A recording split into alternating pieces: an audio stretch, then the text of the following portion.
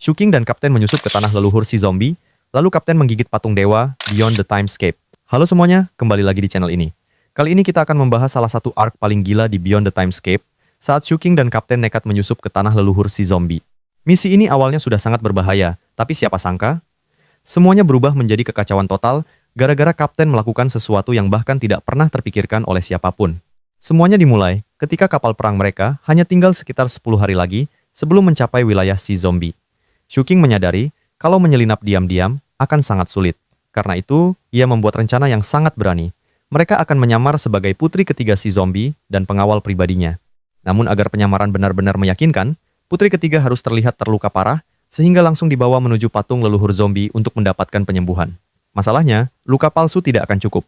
Karena itulah, Shuking mengusulkan sesuatu yang sangat sederhana. Mereka benar-benar harus saling melukai. Awalnya Kapten menusuk dirinya sendiri. Namun Shuking langsung mengatakan bahwa luka yang dibuat sendiri terlihat berbeda dengan luka hasil pertarungan. Demi kesempurnaan rencana, biarkan dia yang melakukannya. Mendengar itu, Kapten langsung pasrah. Yang terjadi berikutnya benar-benar konyol sekaligus mengerikan. Shuking menusuk perut Kapten, menggores pahanya, menghantam dadanya, bahkan terus menambah luka hingga tubuh Kapten penuh darah. Kapten akhirnya berteriak meminta Shuking berhenti. Namun Shuking justru masih belum puas. Tentu saja Kapten tidak tinggal diam. Ia mengatakan kalau pengawal juga harus ikut terluka agar terlihat realistis. Balas dendam pun dimulai. Shuking sekarang yang menjadi korban tusukan bertubi-tubi. Sejak saat itu, setiap beberapa hari mereka saling menusuk lagi supaya luka-luka mereka tetap terlihat baru. Bahkan mereka mulai berdiskusi dengan serius mengenai bagian tubuh mana yang masih kurang terluka. Di balik semua komedi berdarah itu, Kapten mulai menceritakan siapa sebenarnya putri ketiga si zombie. Ayahnya dahulu adalah seorang jenius bangsa Devakin, yang kemudian mengkhianati kaumnya sendiri dan berubah menjadi raja si zombie pertama. Ia menciptakan teknik kultivasi mengerikan bernama Raja Pemutus Cinta. Semakin tinggi kultivasinya, semakin banyak orang yang dicintainya harus dikorbankan. Istrinya dibunuh. Putri sulung dikorbankan. Putri kedua juga mati. Kini hanya putri ketiga yang masih hidup, bukan karena disayangi, melainkan karena ayahnya belum mencapai hambatan kultivasi berikutnya. Yang lebih tragis lagi, separuh jiwanya telah diambil oleh ayahnya. Artinya, meskipun putri ketiga bunuh diri atau dibunuh orang lain, sang raja bisa menghidupkannya kembali kapan saja. Mendengar kisah itu, bahkan Shuking yang biasanya dingin merasa iba dan diam-diam memberikan pil penyembuhan kepada putri ketiga. Tentu saja Kapten langsung mulai menggoda Shuking dan bercanda kalau murid perempuan Seven Blood Eyes pasti akan menangis jika tahu Shuking jatuh hati kepada seorang putri si zombie. Tidak lama kemudian, mereka akhirnya tiba di tanah leluhur si zombie. Penyamaran mereka benar-benar sempurna. Kapten berubah menjadi putri ketiga yang lemah, pucat, dan nyaris sekarat. Sedangkan Shuking menjadi pengawal setianya yang juga dipenuhi luka. Bahkan formasi pelindung si zombie tidak mampu membedakan penyamaran mereka. Begitu memasuki wilayah tersebut, Shuking melihat pemandangan yang sangat mengerikan. Jamur-jamur raksasa berwarna hitam tumbuh di sepanjang pantai. Pohon-pohon membusuk memenuhi daratan. Sungai-sungai dipenuhi cairan merah seperti darah. Langit dipenuhi ikan raksasa yang matanya bersinar seperti lentera. Seluruh wilayah dipenuhi mutagen mematikan, yang justru menjadi sumber kekuatan bangsa si zombie. Tak lama kemudian, seorang kultivator si zombie tiga api datang memeriksa mereka. Ia sempat mencoba mengambil jasa Shuking sebagai pengawal putri ketiga. Namun Shuking langsung membuktikan identitasnya dengan cara paling brutal. Ia menangkap seorang si zombie dua api, merobek jantungnya, menggigit lehernya, lalu menyerap seluruh mutagen dalam tubuh lawannya sampai lawan berubah menjadi mayat kering. Melihat pemandangan itu, bahkan kultivator tiga api pun tidak lagi meragukan identitas Shuking. Akhirnya mereka dikawal menuju patung leluhur zombie ketujuh. Namun sesampainya di sana, Shuking langsung menyadari situasinya jauh lebih buruk dari perkiraan.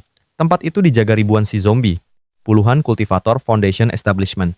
Dan yang paling mengerikan, seorang kultivator Goldcore sedang bermeditasi tepat di atas tangan patung leluhur. Kapten sempat terkejut karena laporan intelijennya ternyata salah. Namun karena sudah sampai sejauh ini, mereka tetap melanjutkan rencana.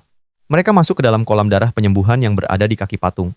Shuking segera menyadari kalau cairan merah itu bukan darah biasa. Ramuan tersebut mampu mempercepat pembukaan Dharma Aperture dengan kecepatan luar biasa. Awalnya, Shuking hanya menyerap sedikit, lalu bayangannya ikut menyerap.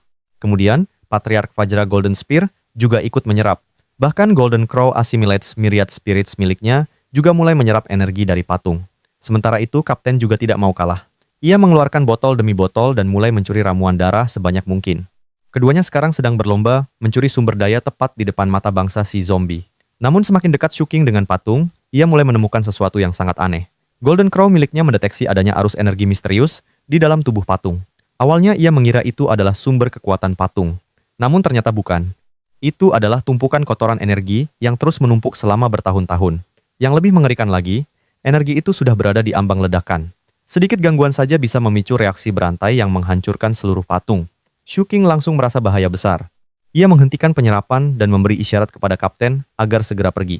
Namun kapten justru memiliki pemikiran yang berbeda. Dalam benaknya hanya ada satu kalimat. Kalau hanya mencuri ramuan darah, itu belum cukup gila. Ia harus melampaui prestasi guru ketujuh.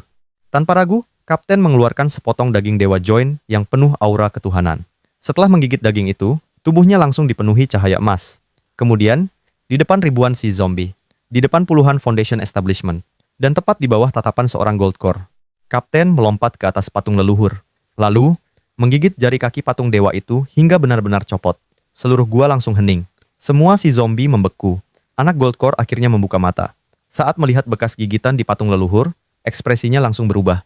Dengan suara yang sangat tenang namun dipenuhi niat membunuh, ia berkata, "Sudah lama sekali sejak ada orang luar yang menyusup ke tempat ini. Menarik, bagaimana kalian berdua ingin mati?" Dan tepat di saat itulah, situasi berubah menjadi pertarungan hidup dan mati. Apakah Shu King dan kapten benar-benar mampu kabur dari markas utama si zombie setelah melakukan penghinaan sebesar ini? Itulah yang akan kita bahas pada chapter berikutnya. Jangan lupa like, subscribe, dan nyalakan lonceng notifikasi agar tidak ketinggalan kelanjutan petualangan paling gila Shu King dan kapten di Beyond the Timescape. Sampai jumpa di video selanjutnya.